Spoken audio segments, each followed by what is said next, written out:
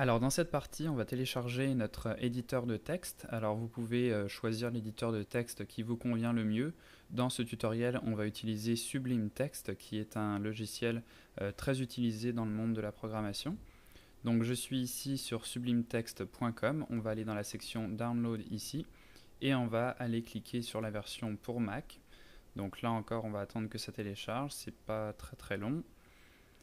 Et une fois que c'est terminé, on a juste besoin donc de cliquer sur l'icône ici pour lancer l'installation de Sublime Text.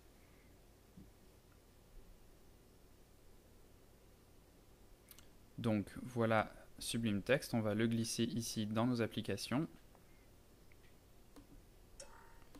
Et voilà, une fois que c'est fait, on va ouvrir Spotlight et on va chercher Sublime Text. Donc vous voyez qu'il est ici, donc je peux l'ouvrir.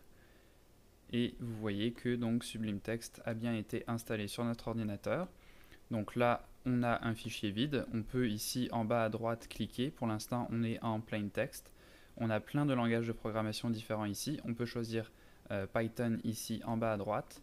Et en choisissant Python ici, vous voyez qu'on va avoir la coloration syntaxique qui vient avec Python comparativement à ce qu'on avait par défaut, donc qui était plain text, donc c'est-à-dire du texte simple si vous voulez. Et là vous voyez qu'on n'a pas la coloration syntaxique. A noter aussi que si vous avez un script Python, donc là j'ai un script par exemple sur mon desktop que je vais ouvrir, vous voyez que si le script est enregistré avec l'extension .py, automatiquement Sublime Text reconnaît que ce fichier est un fichier Python et il va se mettre automatiquement, vous voyez, dans ce langage ici, et donc on va avoir la coloration syntaxique.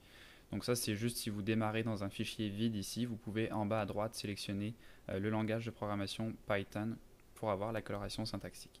Donc voilà pour l'installation de Sublime Text sur Mac.